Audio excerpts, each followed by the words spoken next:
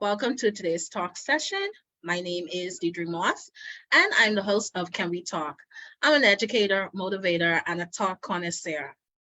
Domestic violence has always been a challenging issue within our communities. It is something that transcends race, gender, and no one is truly immune from this, from domestic violence.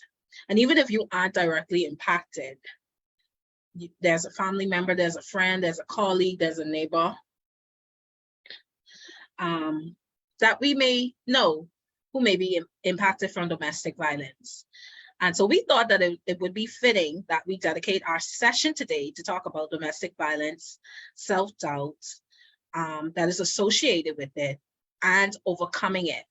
For this collaborative session, we've invited Christina Foxwell to help us dissect this topic. I'm so excited to have her here today. I'm crying tears of joy. I'm just so excited to have her here today.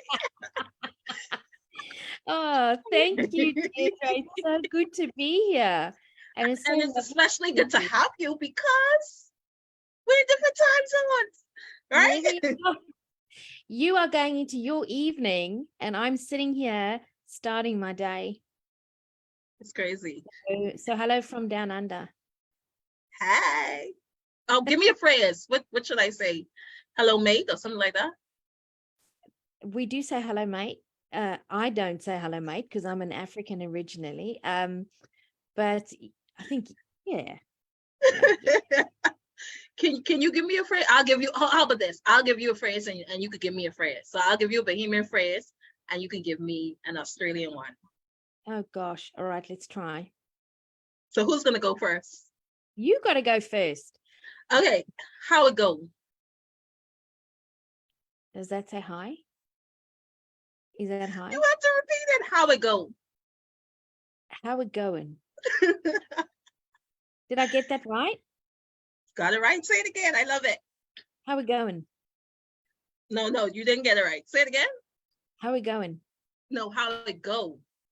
Oh, how we go? What does that mean? How you doing? How's everything? Oh, how good is that? So originally coming from South Africa, we'd go, how's it? How is it? How's it?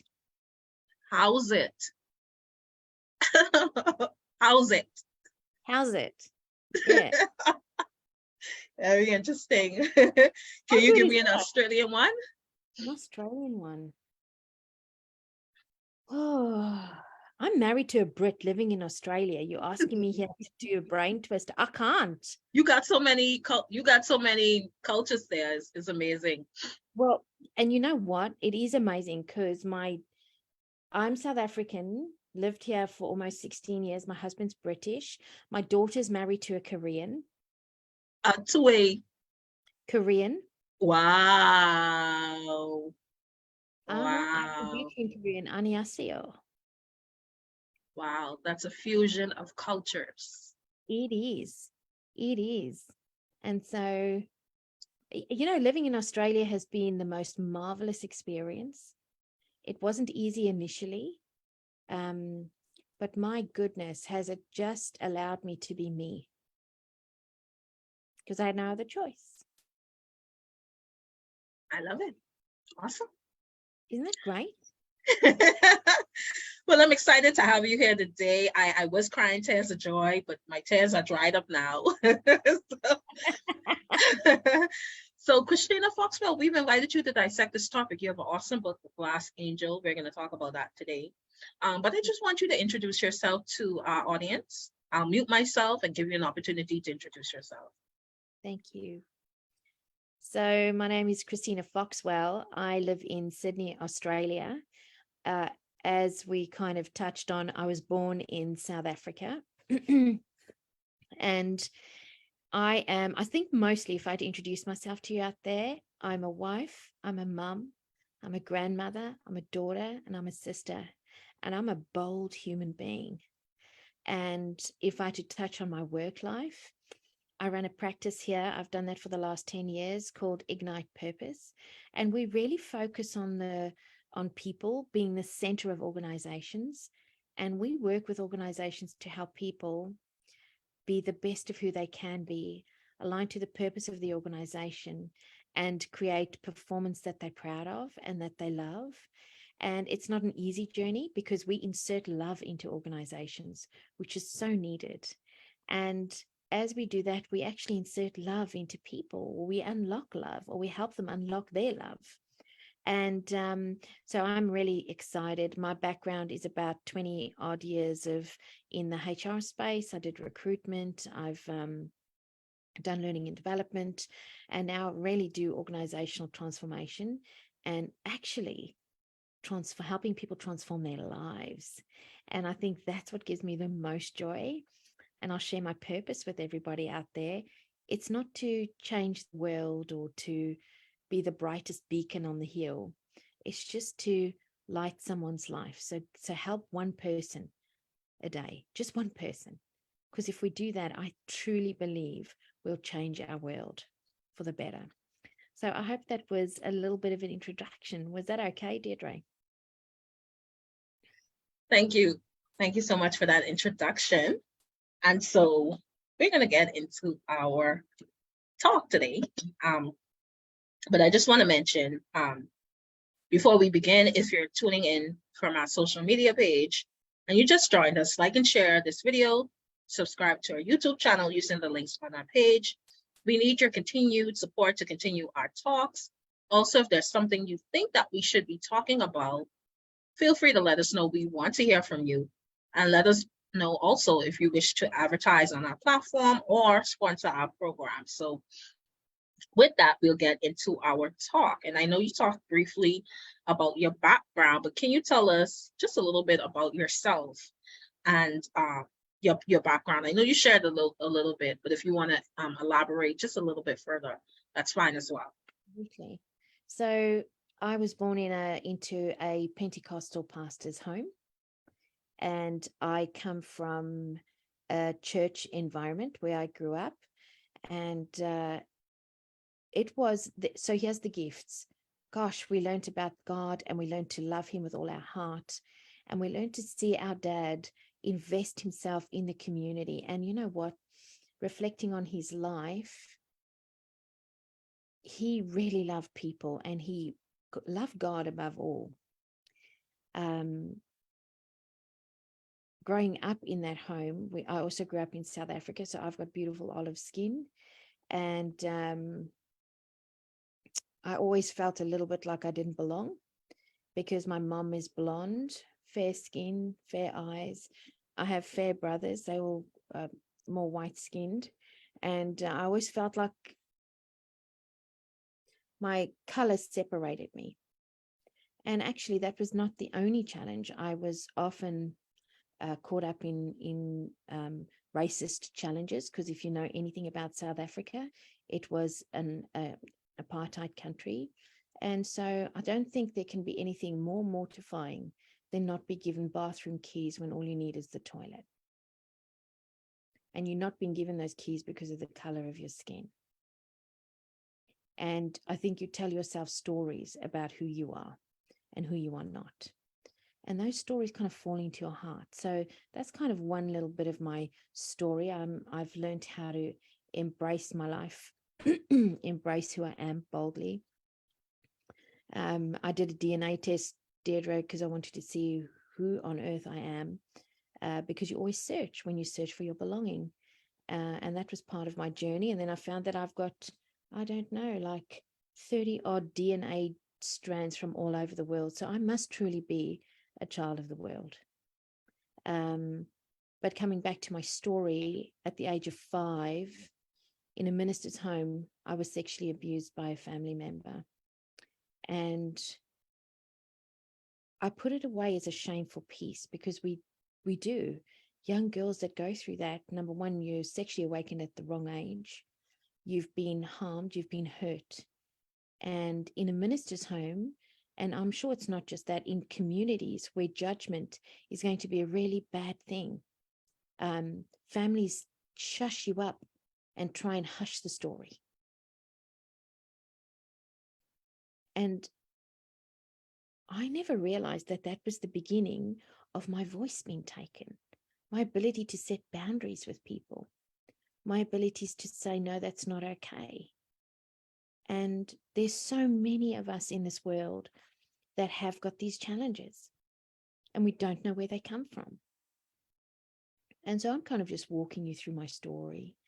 That created an opening in my life for codependency, because all I wanted to be was to be loved. And all I felt was that there was something about me that wasn't worthy of love and belonging. See, when things like that happen to us as children, and it doesn't just have to be sexual abuse, it can be violence, it could be parental abuse, it could be many, many things. But if our stories are hushed, and if we're made to feel shame, it eats away at our personal ability to see our life as a gift. Actually, we don't like ourselves very much because we don't know how to love ourselves. And so I think, this has really become the crux of the work I do now, Deirdre, because there's so many of us that are walking around in this world carrying our stories. And then we use our stories as our protection. The problem is it's creating mental health issues. It's creating damage in families. It's creating legacy trauma that we're passing on to our children. You know what? Maybe it's time. Maybe it's time for a change. Maybe it's time for us to look at our life differently. And so that's exactly what I did. Exactly what I did. 5 years ago, I was sitting in a counseling session, and my son, he's 18 now, so that would make him 13, 14. No, 12, around about there. And we were really struggling. He wasn't going to school. We were having mental health issues. It was really hard. And in the session, the therapist saw me come in with all my bags, and I was traveling, and off I was going to another session. And she said to me, do you think you could work less?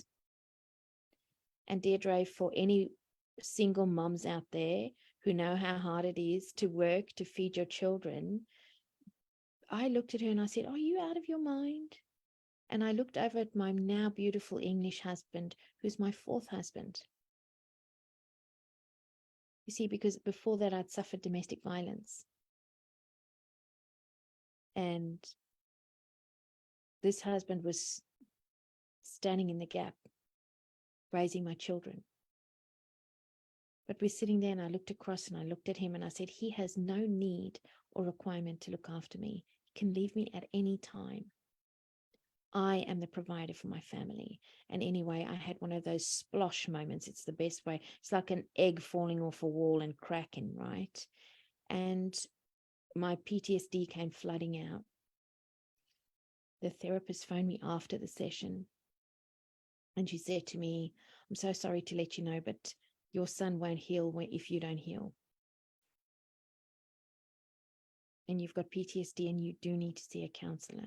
I said, will you see me? She said, no, I'm a family counselor. You need to find a PTSD trauma counselor. Deirdre, I was so ashamed. Because I don't want to wear labels. I've worked my way at that stage to numb my story. I didn't know how to navigate my story. I thought if I studied Brene Brown, now I love Brene Brown, by the way. I thought if I studied her or I studied all these people, I would understand. But that's not doing the work. That's not changing my life. That's not offloading my stories. I really had to get deep into my own life and start rewriting my story. And so, as I've touched on, I suffered domestic violence at the age of 21. And my then husband was a riot squad policeman going through apartheid. And I'm going to give him compassion today. what I've learned over the last few years is we do the best with what we can. It's all we have. And if somebody like that goes through trauma and holds people in their arms that have just been shot and killed, and then comes home to a wife or a young family, and you're the only outlet, I don't know if there's any other way that things could turn out. But what I will say to you is, we've got choice. I'm not making an excuse. I had choice. I left. But I left after realizing that if I stayed, I wouldn't survive. And the challenge was, I think we hide domestic violence, some of us, and domestic violence comes in different forms. It's not always being beaten up. That is terrible and not okay. But it also comes in forms of mental abuse, gaslighting, verbal abuse, financial abuse. I can keep going. The forms of control that take our ability to choose for ourselves, to take care of ourselves, to be safe away.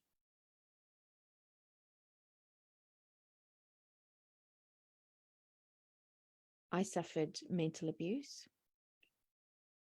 verbal abuse. My choice got taken away. And when it started fringing on physical abuse, I chose to leave. Now, I'm going to keep going in my story, but Deirdre, I'm going to stop there because I'm sure you've got questions for me. No. That's yeah, very, very powerful. And we definitely are going to get back to that as well. It's very powerful. And it's just is what is really amazing to me is to really hear your candidness and your transparency. For persons, it's not always easy to talk about it, to talk about these things, but it's very important to kind of share, just to help those other persons who are struggling with it, who are currently going through it, and maybe at some point they'll see that there's a light at the end of the tunnel. And so thank you for being so candid with sharing your story. And so you talk about, go ahead. Sorry, go ahead. Just on that point, I want to say two things. When our story is hidden and it has shame attached to it, it eats the fabric of our worthiness. You're on mute, Deirdre. I'm going to need to get my AirPlugs because I don't want to miss anything. So continue on. I'm going to have to get my AirPlugs. Okay, you get your AirPlugs. So I want to encourage people out there. If your story is hidden, that shame is eating away at your worthiness and your ability to love yourself. That's the first thing. And the second thing is always to be wise.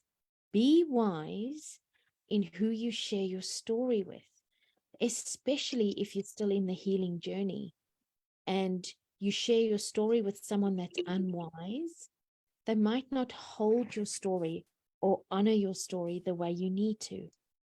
So it's really important to find somebody that's done the work in themselves, that has the ability to show you love and compassion, that's not trying to fix you, but can stand next to you as you go in and shine the light on your story.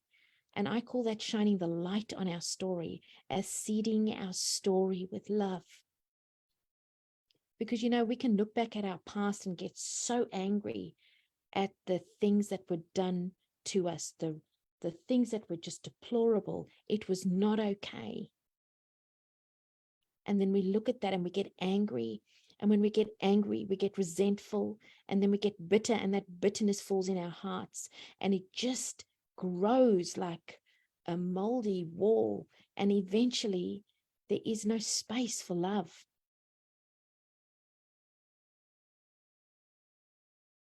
Now, Deirdre, you're talking, but we can't hear you. Just ask, can you hear me now? Yeah. I just want to check our comments. Listen, that's powerful. You talk about when you allow, the things that have happened to you to overcome you, and you just become angry, you become bitter, it leaves no space for love.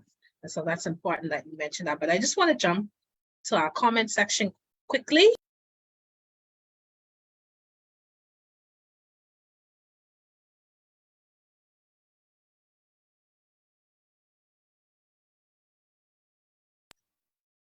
So I'm sorry, Vivian, thank you so much for joining us. Vivian is from Jamaica. Thank you, Vivian. Thank you for being here today. She says, she talks about the impact of domestic violence. And then Anel is here. Thank you, Anel. Thank you for joining us, Anel Jacobs. Appreciate you. Okay, go ahead, Ms. Foxwell. Continue on. Where were we? You were talking about the situation, what happens to you, and allowing it to consume you, that you have no room for love. Beautiful. I remember my third husband saying this to me. You're making me pay for all the men that have treated you so badly in your life.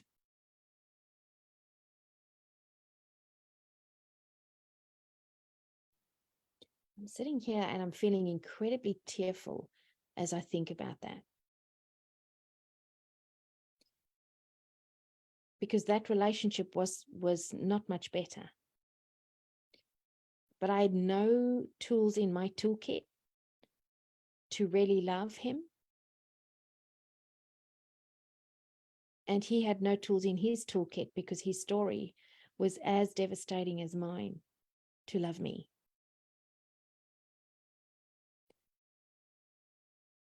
I'll share something with the audience out there. It's easy to hold on to the pain because we use our pain as our fuel. We use the pain as the driving force that makes us show up every day. And we think that that is the only way to live, but that is not living. That's surviving. And you know what?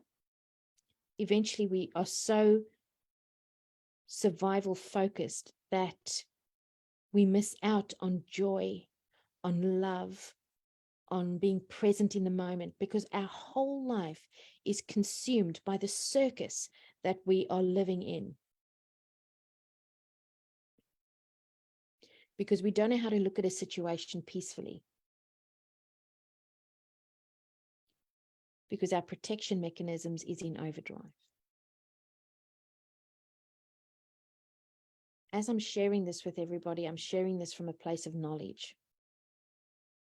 and understanding. In actual fact, if I think about the story of domestic violence, it's one that men and women experience. I don't want to be gender specific. I want to be gender neutral. Is that the right way to say that, right? It's not just women. It's men too. And it's based on somebody's journey that they have gone to a place where all they can give is hurt and pain. Sorry, but I think in the case of men, it's kind of frowned upon. You don't want to be a man talking about the fact that you were abused. No, you don't. Why? Because how shameful. Mm-hmm. Definitely. So I want to come to this another question. I want to ask you. Your definition of domestic violence. And I know you talk about, your experience with domestic violence, but how would you define domestic violence? I'm just going to give you my definition, right?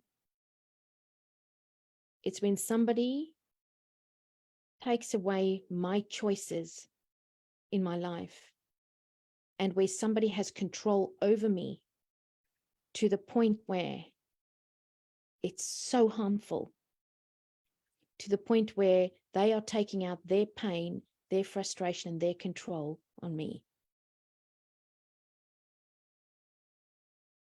That can be in so many different ways, can't it? That's a very broad definition, but to me, it's the intense control. Who are you seeing? When will you be home? How much are you spending? Why did you do that? What are you eating? Why are you eating that? You're a bad person. You're a bad mother. You're a bad father.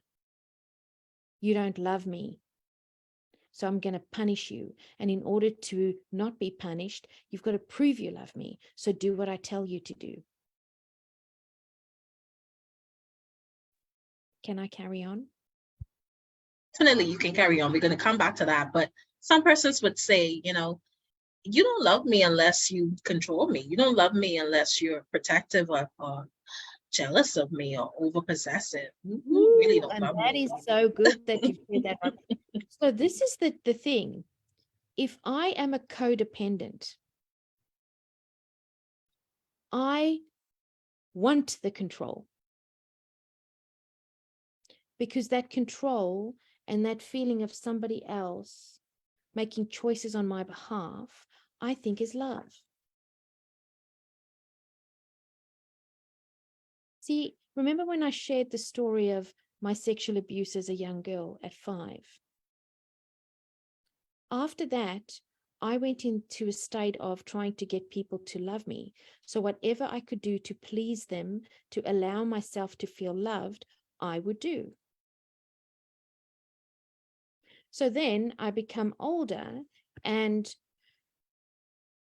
I'm looking for somebody who seems strong, who seems solid, who's going to keep me safe. But I'm looking outside of me versus inside.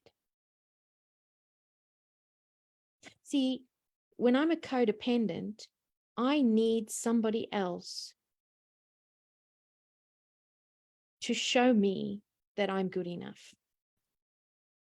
I am in a deep need to have a worthiness exchange with someone.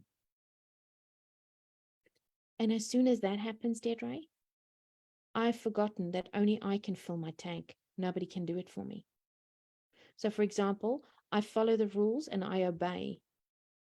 That means you don't punish me. So I then turn that into you love me.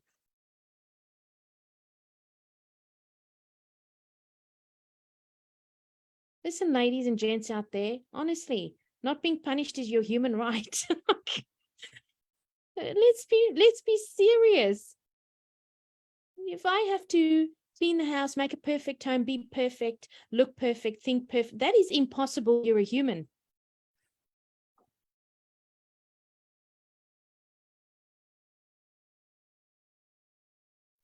Very powerful, very powerful.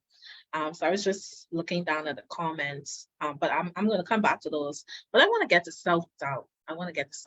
And the impact that domestic violence can have on you mentally. Maybe you may start off as a confident person who, really believe in who you are, believe in yourself, believe in the qualities that you have. But in the process of experiencing mental and emotional abuse and violence, like that changes. So how do you think self-doubt is connected to domestic violence, and what has been your experience? I'm looking out the window because I want to answer this as powerfully as possible. See, have you heard about this phrase that somebody can make you feel small? Okay, welcome to self-doubt.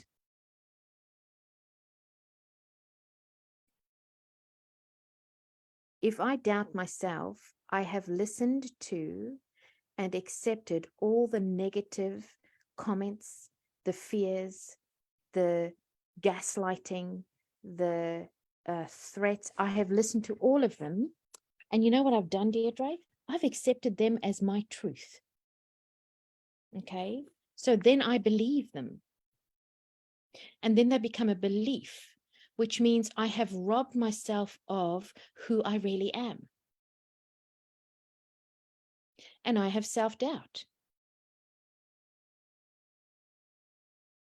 So, for example, I got told I'm a bad mother because I forgot to put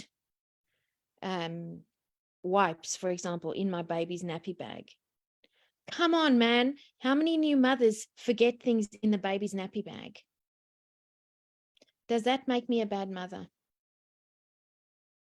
What does that make me, Deirdre? That makes you human. Thank you. I'm human. Okay. So I want to say this about self-doubt. Self-doubt is when I have forgotten to love me first. Self-doubt is when I am beating myself up with negative messages that other people have given me as their fear gifts, and I am then using them to keep myself in a space of not enough. And in my book, I talk about moths and butterflies, Deirdre. The moth thoughts are fear-based thoughts. They are the fear-based thoughts about who I am not. And they keep me prisoner, and they steal my ability to have confidence. They just supersede, they just like this negative energy of self-doubt that just keeps planting into me, which means somebody offers you a promotion, you go, oh, no, I could never do that. Thank you, but no. Or somebody offers you a compliment, Deirdre, and you go, oh, thank you, but you're so embarrassed that they would even say something kind to you. Somebody says, won't you speak at our ladies event? You've got a beautiful story and I'd love you to share it. You go, oh, no, I don't want to hear my story. No. So you are not only robbing yourself of your ability to live the potential that you were called for when you were born and you opened your eyes in this world. You are robbing others of the joy of having contact and connection with you. Because we were not born to be a disconnected society. We were born to be human beings that could be better with each other. And that only happens in two ways. It happens when we learn how to nurture who we are. That is not vain, please. Many of us come from religious backgrounds where we were never taught that loving who we are was a good thing. We were taught that's ego and that's vain. No. Those are two different things. Self-love is a place of deep compassion for me, for my story, for my life. And it's not a space of me going, woe me. It's a space of me going, hey girl, I love you. Hey girl, you made the best decisions in your life with what you had. Hey girl, it's okay. Look at you. You're doing so good. Thank you for showing up in my life. Thank you for not hiding so that I can be everything I need to be. Very different to, hey world, look at me, I'm this, very different.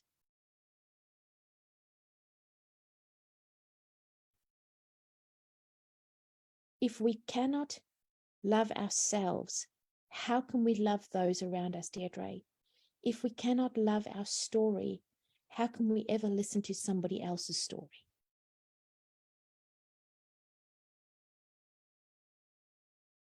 How can we hold space for other people that are suffering? I know you're going to ask me a question. Come on, girl. Come on, Deirdre. Go.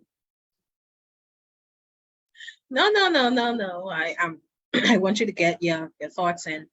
But I wanted to ask you, since you mentioned your book, The Glass Angel, I just want you to talk about, just give us some insight about your book and really what would have led you to write this book. Beautiful. 16 years ago, I met my now husband, John, in Canada. I was on the back end of another broken marriage. And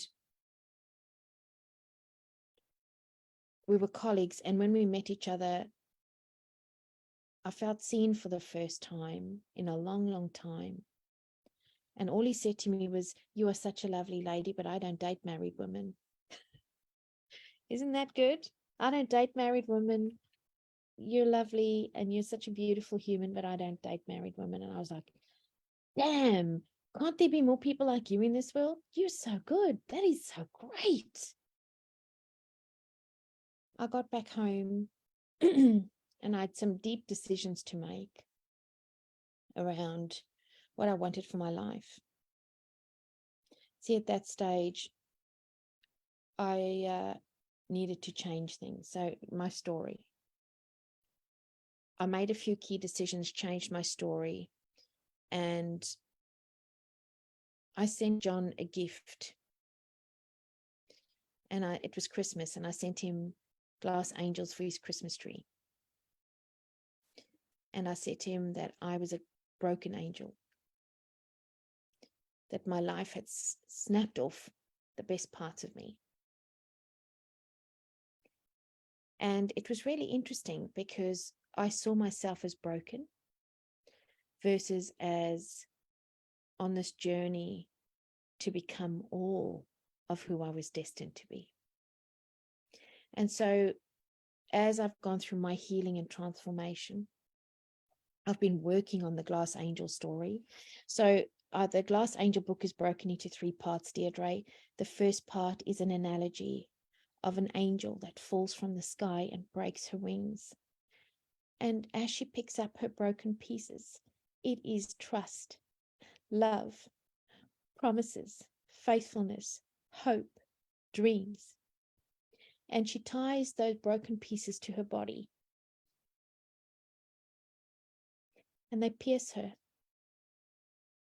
And they never leave her. That pain never leaves her because it pierces her and reminds her who she isn't every day. And eventually she gets to this ancient city where they teach her how to use her pain as her weapon and how to become well known and, make money and do all that. But you know what? Her pain never leaves her because it's tied to her. And one day she wakes up and she goes for a walk in the desert and she meets another angel. And this angel's called Ava, and Ava means love.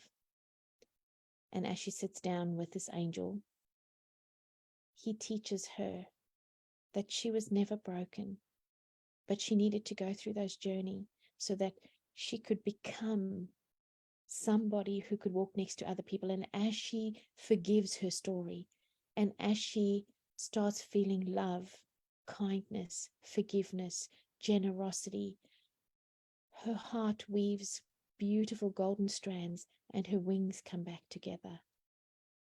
And she goes through a transformation where her pain, her story is no longer her pain, her story is her joy. And so that's the beginning of the book.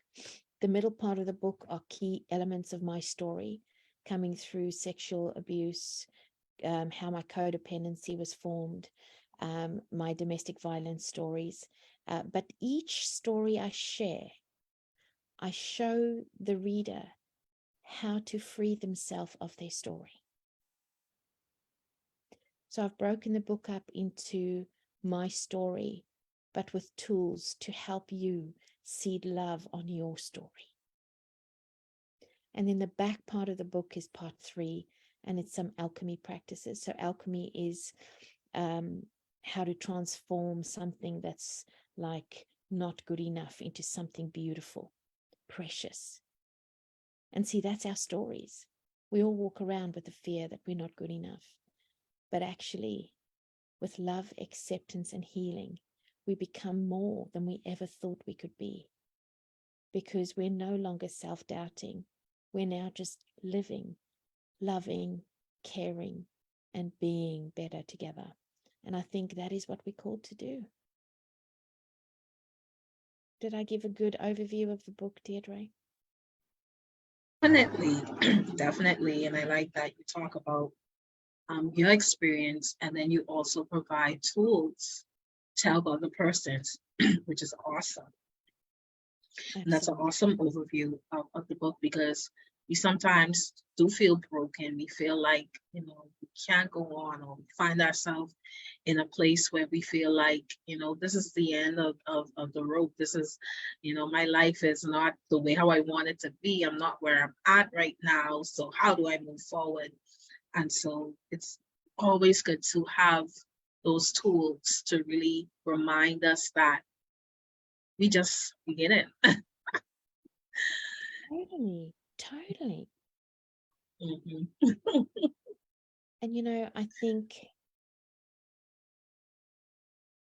we've all learned to be so strong.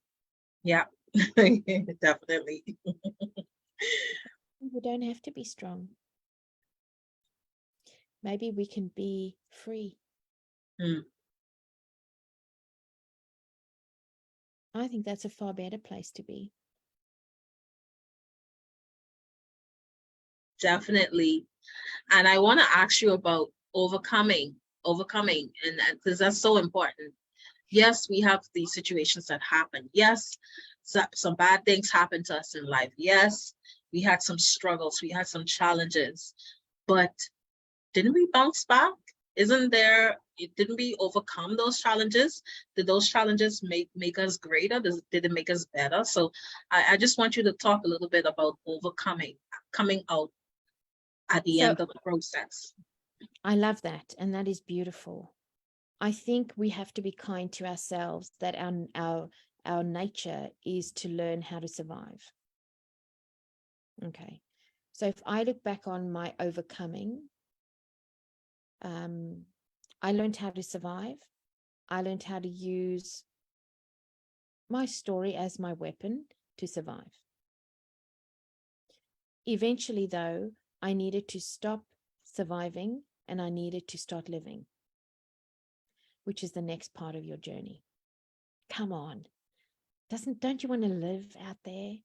Don't you want to stop having to show people that you can and just be? Those are just two different things. So we've got to be grateful for how we have survived our story. That's overcoming. And then why don't we set ourselves free from our story so that we truly are overcoming and that we're free? And I'll share with you how to do that. We've all learned how to overcome, and how to overcome is, of course, how to look at the story, and the initial parts was to use our story as our force to help us take that next step. But maybe what we can do now is look at our story and start seeding that story with love, forgiving things, forgiving ourselves. See, I used to be so angry, and my anger pushed me forward, but it created bitterness and resentment in my heart. And you know who it hurt most, Deirdre? Not that person. It hurt me. And so I want to share with everyone. I know I've shared with people before that have gone through domestic violence, and they said, how can I forgive that person? What they did to me was unacceptable. I'm saying what they did to you was unacceptable. Forgiveness sets you free. I'm not saying forgive and go back for more. Please, I tried that. That was my second marriage. I married my first husband again. The statistics for us going back in domestic violence is huge, because we go back for the control. We go back for the promise that they've changed. Until they go through a full transformation in their life, they can't change, because their pain is what we experience in that journey. So to truly transform, you got to look at your story. You've got to set yourself free from that story, and you've got to seed it with love, and you've got to look at the gift. I'll share this with you. How could I even look at that first part of my story as a gift, where my innocence was stolen at the age of 5? I'm going to share this with you. My innocence might have been stolen, and my voice might have been taken. Yet throughout my journey, I was just doing the best I could with what I have. And you know what? It brought me to this. It brought me to my now beautiful husband. It allowed me to come to Australia. I have my 2 beautiful children. Why would people go, will you change anything in your story? I don't think I'll change anything in my story. My story is what it is.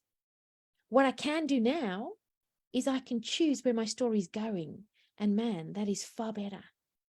And I'll share this with you. Is it going to be perfect? No, it's going to be imperfect. Why? Because I'm going to keep on learning. But if I can now walk in my journey with love versus fear, my life is so much better. Don't look at your story as bad.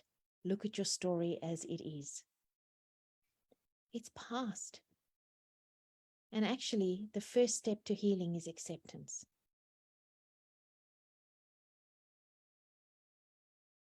Acceptance, forgiveness, release. Somebody said to me the other day, does that mean you never think of that anymore? No. Sometimes something will happen and my survival instinct will trigger that I'm unsafe and I might live through a flashback. In that moment, the thing that keeps me safe, Deirdre, is to remember where I am, to come back to the present, to release and forgive again. Because you know what? I choose me.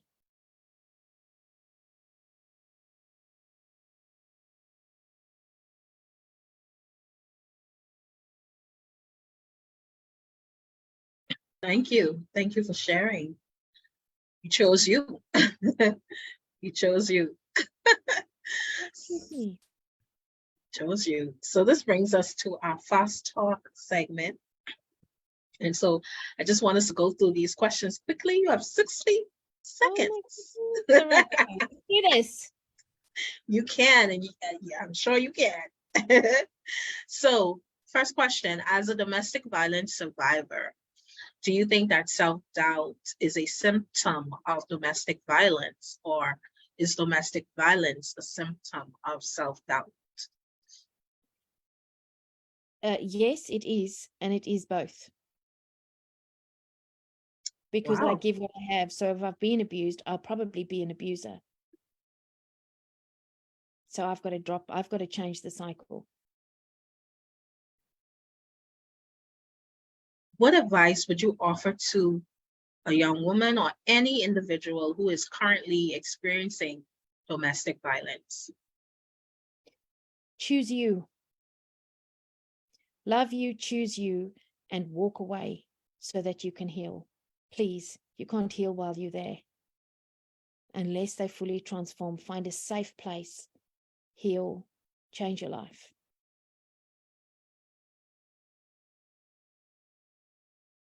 How do you think we can create a culture where people feel comfortable talking about domestic violence and coming forward to share their experience? We've got to learn how to sit with each other and listen to stories without trying to fix somebody else's life. Just love them. Don't say, oh, that's terrible. Don't say stuff like that. Or I'm so glad my life's not as shitty as yours. That's not okay either. Okay? Be filled with love. Hold their story. Hold them. Let them cry. Ask them if you can share, if you feel that's right. But we've got to create a society where our stories are not shame. We've got to break that cycle of shame, being uncomfortable, and therefore that person feels even worse after they've shared their story. Just listen. Don't judge. You've not walked through their story. Love them. What did you do to overcome self-doubt and rejection? I accepted me. I accepted me. I loved me. And I changed my beliefs and my thoughts. And I work on them all the time. I've also learned how to rewire my brain. So I do lots of 2-minute brain reps. I sing love into my life. I'm a musician, I sing. So I'll often be singing about love and love in my life. and I bring love into my life, and I accept my life, and I accept my story, and I am good enough, and I journal, and I speak life and love over my life. It's helped me heal. Can you offer advice on how to overcome your challenges? What did you do to overcome? I decided to put my shame down. I decided to recognize what shame was, to choose to put those stories down, to find somebody who could look at that story with me and go, man, that is ugly. I'm good enough. And then I've journaled, done a lot of journaling, done a lot of learning about this topic, and then done a lot of forgiveness. A lot of myself, of others, of my story.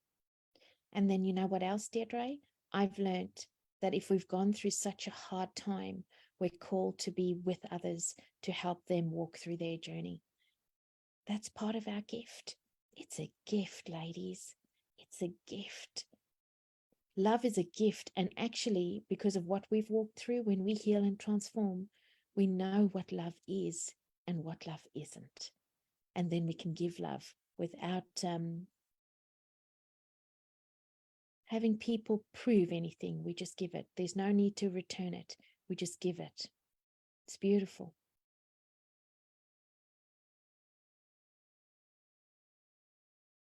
Thank you. Thank you for going through our Fast Talk segment with us. And we've come to that time where I'm going to turn it over to you. I want to turn it over to you to see if there's any additional commentary that we missed, or if there's something else you would like to add. So go ahead, take over. So I would like this audience out there to recognize that we're not broken. We're in this beautiful journey of alchemy where we've been called to transform our life, to make our world better through our story. Heal, share your story, get a copy of The Glass Angel, put it in your hand, read it, reach out to me, reach out to Deirdre if you can't catch me. Deirdre will reach me. You can get my book on, if you want to just get a digital copy, because I'm not sure, you guys have Amazon in the Bahamas, don't you? She says yes. Okay. Barnes & Noble, Amazon. It's available if you want a hard copy. If you want a soft copy, it's also available. But if you just want a PDF, you can get a copy for, I think it's $9 Australian on my website, which will make it much less in US dollars on your side. But, you know, you'll get that book, download it, hold it in your hand. And as you're reading it, have a journal and follow my story as you find yours. Because you know what? Man, we're called to be together in this beautiful fabric of life and love. And you're not alone. Was that enough or too much, Deirdre? You're great. You were great. I don't know if you wanted to share your page, because I know you're involved with Ignite Purpose. And you got all these things going on. So I don't know if you wanted to share anything else. Well, yes. I mean, we've got... I'm on TikTok. So if you really, I'm not doing weird things on TikTok. I don't know if I can. Hey. I'm sharing my message out there. I'm on LinkedIn. I'm on Facebook. I do live streams. I've put a lot of content out. Thank you. There's some US magazines, online magazines that have been interviewing me at over the last while. I have shared information about gaslighting, emotional abuse. Oh boy, gaslighting. Oh boy. Oh my gosh. And I talk about it in the workplace as well as life, right? And I've got a Christmas special coming up where we're going to do tips on the holidays. So if you're going together with your family on the holidays, how to work through gaslighting when it happens in the family, and how to... You doing gaslighting for the holidays? Gaslighting for the holidays. Oh my gosh, no. Come on, girl. That's the way we want to do it, right? So, because you know what, when we're together with our family, all the old stories... Yeah, so true. Why aren't you married yet? Why don't you have kids yet? Why don't you marry? Why don't you have kids? What happened to that boyfriend 7 years ago that was such a dog? No. Oh my gosh. Talk about that now.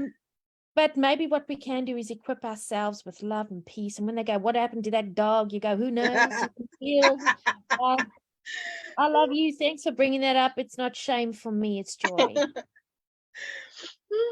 Okay. Crazy. It's crazy. It's crazy. So, there's so much. I'd love to encourage people. I have a podcast show as well called Ignite Purpose with Christina Foxwell, and I'm doing a season on the Glass Angel. So please join me as you listen in. And Deirdre, we'll keep talking, darling, because honestly, I'm so grateful that you have streamed me into the Bahamas. I'm so grateful. I'm crying tears of joy. Listen, it's wonderful. It's wonderful. Wonderful. And I don't know if you want to bring me on your podcast. We can talk Yes, about. I do, darling. I do. We're doing podcast. I'm going to send you a message. Okay. Okay. We'll So if there's nothing else to add, we will. To be continued. We'll strike it off as to be continued. Dot. Maybe the gaslighting. Okay. Definitely. Deirdre, thank you. Thank you for the honor to be in your world and for sharing. Thank you to everybody that listened. Can you just say how it go before you go? What do you mean? How do we go? How do we go? How we go? Did I get it right? No, I didn't. How it go? How we go? You did it. Yes, you did it. Go to the Bahamas. Woohoo! Next destination. Oh my gosh. When I come to Australia, will you take me around? Yeah, girl. But that's like how long is that flight though? How long is that flight? It's not that long from LA. I think it's 14 hours. I'm not 14 sure. 14 hours? Oh my gosh. Listen, when we go to the UK, it takes 20 odd hours to get there. Oh, wow. Mm-hmm. That's flying all over the world. It's almost a day in the air. Yeah, Wow. you have to do lots of meditation or lots of Netflixing on that flight. Lots and lots. You could watch the whole Downton Abbey season if you really want. I know, right? When I'm flying and I'm watching a documentary and then we're about to land and I'm like, oh, I'm not finished yet. Anyway.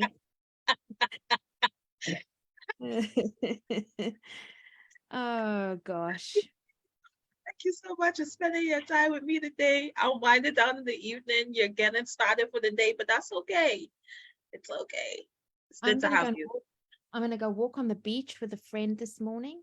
Awesome. As a love into her life, just as we're called to do. And I hope you have a lovely Friday evening. And for everybody else across the world who dialed in, we love you. Thank you. Awesome. Good stuff.